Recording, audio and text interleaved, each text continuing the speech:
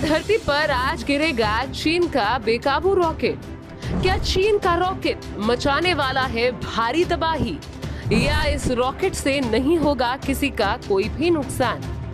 चीन का अंतरिक्ष में भेजा गया रॉकेट अनियंत्रित होकर पृथ्वी की ओर बढ़ रहा है।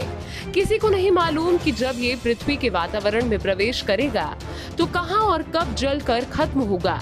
हालांकि पृथ्वी के वातावरण में प्रवेश करने के दौरान ही ये जलने लगेगा, लेकिन इससे निकलने वाले मलबे का बसावट वाली जगह पे गिरने की आशंका बेहद कम बताई जा रही है। विशेषज्ञों ने समाचार एजेंसी AFP को शुक्रवार को इसकी जानकारी दी। दरअसल चीन ने 29 अप्रैल को अपने स्पेस स्टेशन हेवनली पैलेस के लिए पहले मॉड्यूल को लॉन्च किया था। अंतरिक्ष में मानव की स्थायी मौजूदगी को लेकर उठाया गया ये कदम बीजिंग के लिए एक मील का पत्थर साबित हुआ था। इस मॉड्यूल को शक्तिशाली लॉन्ग मार्च 5B रॉकेट के जरिए अंतरिक्ष में भेजा गया। अब इस रॉकेट का कोर स्टेज तेजी से धरती की ओर बढ़ रहा है। ये 4 मील प्रति सेकंड की रफ्तार से आगे बढ़ रहा है। इतनी रफ्तार पर 2 घंटे में पृथ्वी का चक्कर लगाया जा सकता है। अब अगर चीनी इंजीनियरों को इस कोर स्टेज पर कोई नियंत्रण नहीं है, तो ऐसा किसी तकनीकी खामी या अनसुलझी गड़बड़ी की वजह से नहीं हो रहा है। दरअसल इस रॉकेट को ऐसा डिजाइन ही किया गया था। पृथ्वी की निचली कक्ष में प्रवेश करते ही ग्रेविटी ऐसी वस्तुओं को धरती की ओर खींचने लगती है।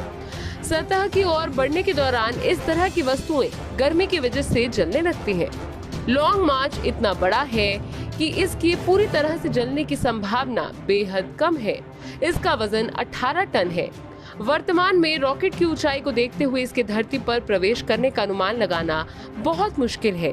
ये अभी 150 से 250 किलोमीटर की ऊंचाई पर बना हुआ है।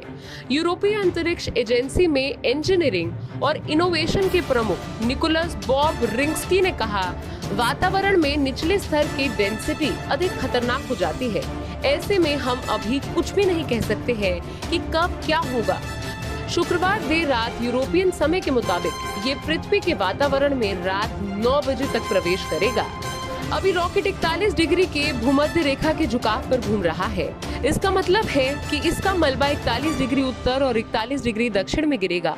इन स्थानों में उष्णकटिबंधीय और जेनुरस बैंड शामिल है। इस बेल्ट में ग्रीस, स्पेन और उत्तरी अफ्रीका शामिल है। इसके अलावा अमेरिका और चीन का अधिकतर हिस्सा भी शामिल है। फ्रांस और जर्मनी इससे बाहर है। रॉकेट का सबसे संभावित लैंडिंग जोन पानी है, क्योंकि पृथ्वी की सतह का लगभग 3/4 हिस्सा महासागरों द्वारा कवर किया गया है। वैज्ञानिकों का कहना है कि मलबे का बसावट वाले इलाके पे गिरने की संभावना 10 लाख में 1 है।